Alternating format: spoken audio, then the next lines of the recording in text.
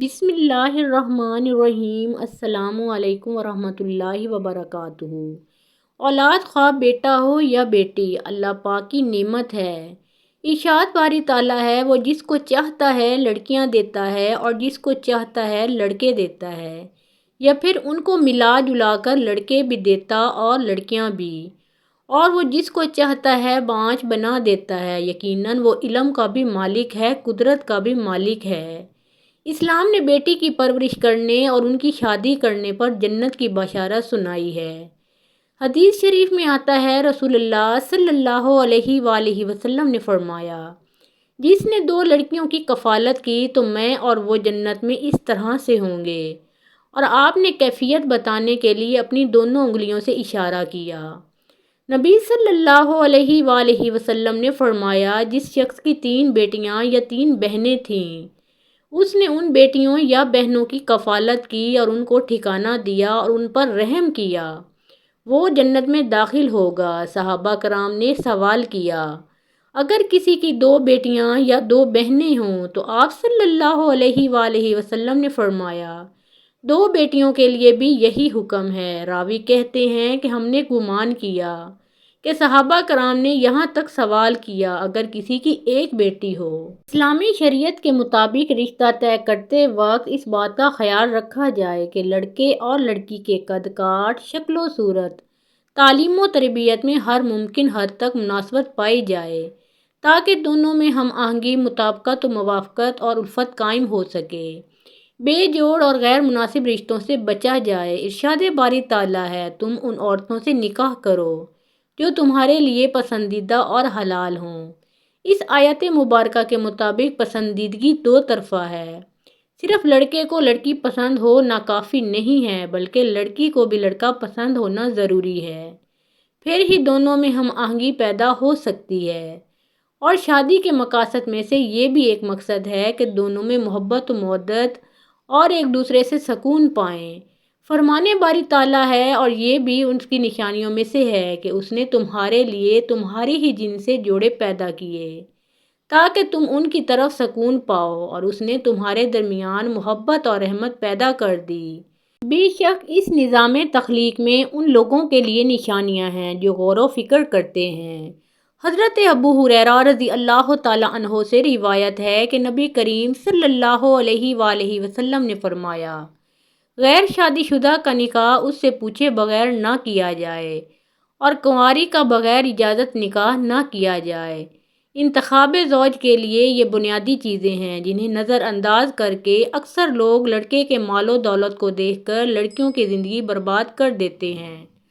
اگر لڑکے کے پاس زیادہ مال و دولت کی بجائے ضروریات زندگی پوری کرنے کی استطاعت اور اچھا کردار ہو تو دونوں کی زندگی میں محبت و سکون اور اللہ تعالیٰ کی رحمت جیسی نعمتیں بآسانی نازل ہو سکتی ہیں، اور اسی کی تعلیم دی گئی ہے۔ حضرت یحییٰ بن ابی کثیر روایت کرتے ہیں کہ رسول اللہ صلی اللہ علیہ وآلہ وسلم نے فرمایا، جب تمہارے پاس ایسے شخص کے نکاح کا پیغام آئے جس کی دینداری اور اخلاق تمہیں پسند ہوں تو اس سے نکاح کر دو، خواہ وہ کوئی بھی شخص ہو۔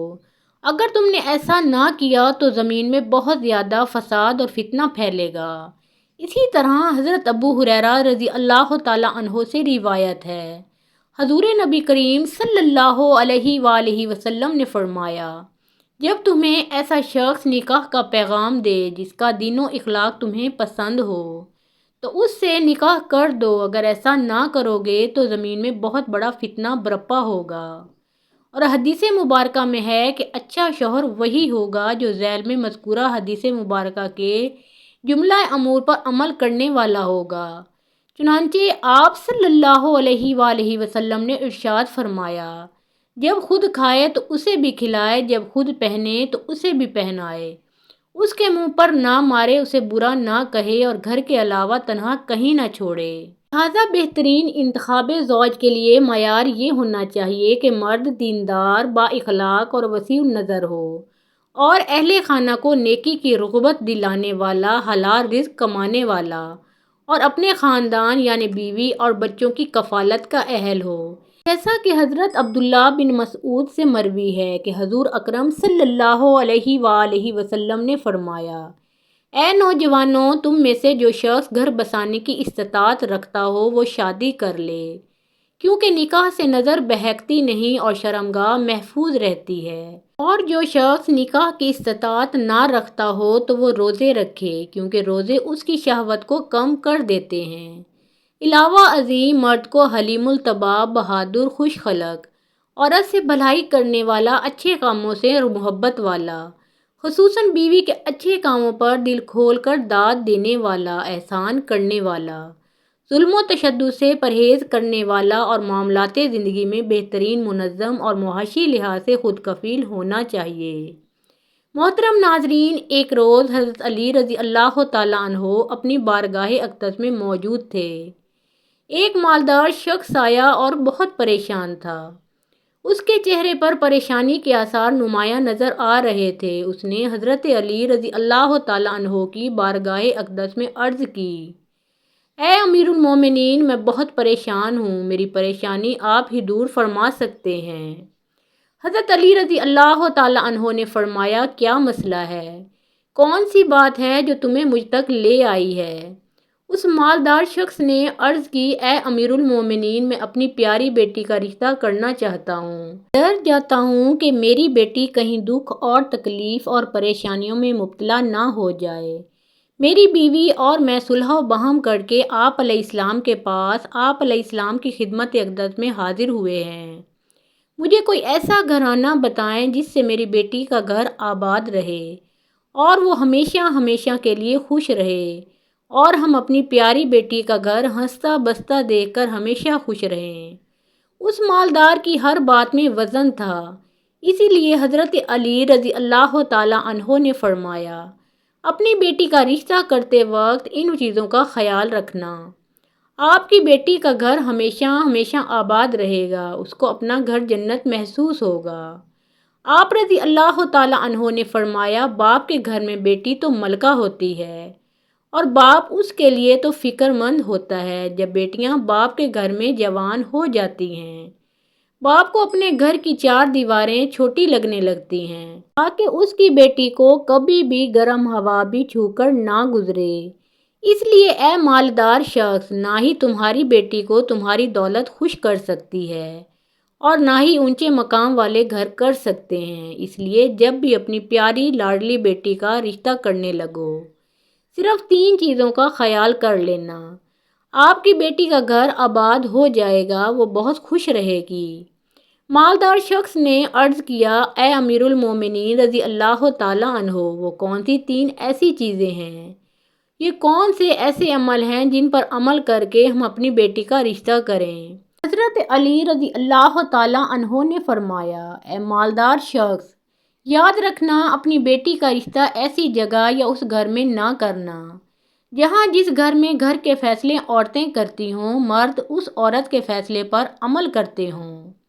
اپنی بیٹی کا رشتہ کبھی بھی ایسے گھر میں نہ کرنا، ورنہ آپ کی بیٹی کا گھر بننے سے پہلے ہی اجڑ جائے گا، برباد ہو جائے گا، آپ کی بیٹی کی دنیا برباد ہو جائے گی۔ ناظرین، اور ہم نے یہ دیکھا ہے کہ جب بیٹیوں کے رشتے ٹوٹتے ہیں تو جتنی بھی حسین لڑکیاں کیوں نہ ہوں، وہ اس دنیا میں بے نام سی ہو جاتی ہیں۔ اس کو نہ گھر والوں سے پیار ملتا ہے، نہ میکے والوں سے پیار ملتا ہے۔ وہ میکے والوں پر اور اپنے شوہر پر خود کو بوجھ سمجھنے لگتی ہیں، اور ایسا ہم نے دیکھا ہے، بھائیوں نے بھی بہن کو بوجھ قرار دیا ہے۔ ایسے کئی گھر ہیں، ہم نے اپنی آنکھوں سے دیکھے ہیں۔ اس لیے ان کو ہر چھوٹے اور بڑے تانے دیتے ہیں، نہ اس بچی کو دن کو سکون ہوتا ہے اور نہ ہی رات کو راحت کی نیند آتی ہے۔ ماں باپ کو دیکھتی ہے، وہ اسی فکر میں رہتی ہے کہ میری وجہ سے میرا میکا، یعنی ماں باپ، بہن بھائی، پورا گھر پریشان ہے۔ وہ اور زیادہ گھٹ گھٹ کر مرنا شروع ہو جاتی ہے۔ آخر کار تھک ہار کر یا تو وہ اپنے شوہر کو اپنا لیتی ہے اور اس شوہر کے ظلم و ستم کو، اس کے تانوں کو گہنا بنا کر پہن لیتی ہے، یا پھر اپنی زندگی سے ہی روٹھ کر بیمار پڑ جاتی ہے۔ اس لیے اے مالدار شخص، اس گھر میں اپنی بیٹی کا رشتہ کبھی نہ کرنا جس گھر کے فیصلے عورت کرتی ہو۔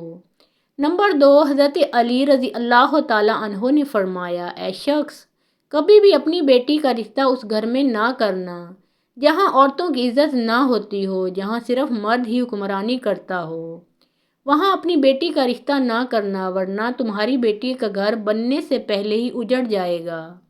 ناظرین، ہم نے اپنے ارد گرد یا کہیں نہ کہیں ضرور دیکھا اور سنا ہے کہ ایسے گھر بھی ہیں جو عورت کو اپنی جوتی کی نوک پر رکھتے ہیں، حالانکہ اللہ تعالیٰ کے پیارے نبی حضرت محمد مصطفیٰ صلی اللہ علیہ وآلہ وسلم نے فرمایا کہ جیسا تم کھاؤ اپنی بیوی کو ویسا ہی کھلاؤ، جیسا تم پہنو ویسا ہی اپنی بیوی کو پہناؤ۔ لیکن ایسے گھر بھی ہیں جو صرف خود کو اول سمجھتے ہیں اور اپنی بیوی کو خاطر خواہ میں بھی نہیں لاتے۔ ایسے شخص بھی ہیں جو اپنی بیوی پر ظلم و ستم کر کے خوش ہوتے ہیں اور کہتے ہیں کہ ہم نے اپنی برادری میں اپنا نام اونچا کر لیا ہے، حالانکہ وہ اپنا نقصان کر رہے ہیں، کیونکہ حضور اقدس صلی اللہ علیہ وآلہ وسلم کی سنت پر وہ عمل پیرا نہیں ہوئے اور اپنے لیے عذابوں کا گڑھا کھود رہے ہیں۔ اس لیے اے شخص، اپنی بیٹی کا رشتہ اس جگہ پر مت کرنا جہاں عورتوں کی عزت نہ ہوتی ہو۔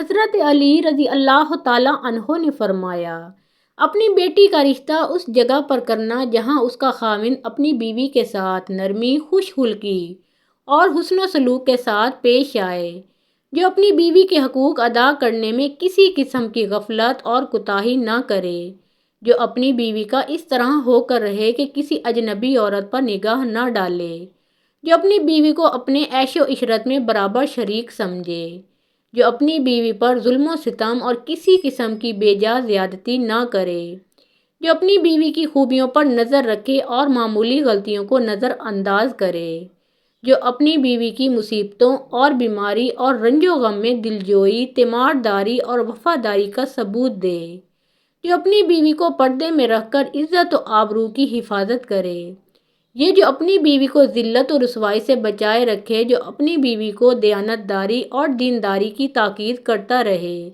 اور شریعت کی راہ پر چلائے، جو اپنی بیوی کے اخراجات میں کنجوسی نہ کرے، جو اپنی بیوی پر اس طرح کنٹرول رکھے کہ وہ کسی برائی کی طرف رخ بھی نہ کر سکے۔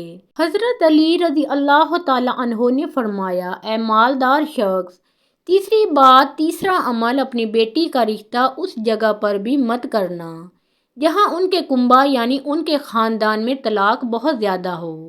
وہ گھرانہ جتنا بھی امیر خواہ اس کے بعد ہزاروں اونٹ کی قطار بھی کیوں نہ ہو، اپنی بیٹی کا رشتہ اس خاندان میں کبھی نہ کرنا جہاں عورتوں کو طلاق دینے کا رواج بہت زیادہ ہو، حالانکہ ایسے لوگ اللہ تعالیٰ کی پکڑ میں آتے ہیں۔ اللہ تعالیٰ کا ارشاد مبارکہ ہے، طلاق دینا بدترین عمل ہے کیونکہ یہ عمل شیطان کو بہت پسند ہے۔ اللہ تعالیٰ طلاق کے لفظ پر اور طلاق دینے والے پر بہت غضبناک ہو جاتے ہیں۔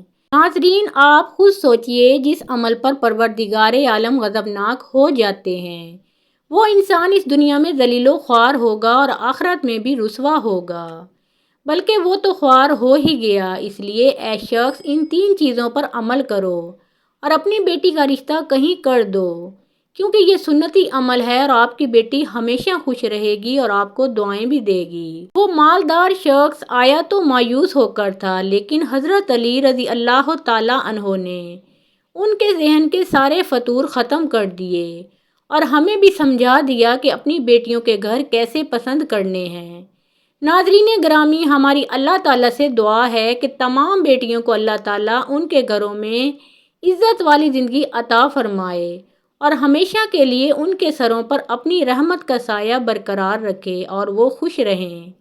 محترم ناظرین، پیارے آقا محمد مصطفیٰ صلی اللہ علیہ وآلہ وسلم کا پیارا نام ایک بار کامنٹ سیکشن میں ضرور لکھیں۔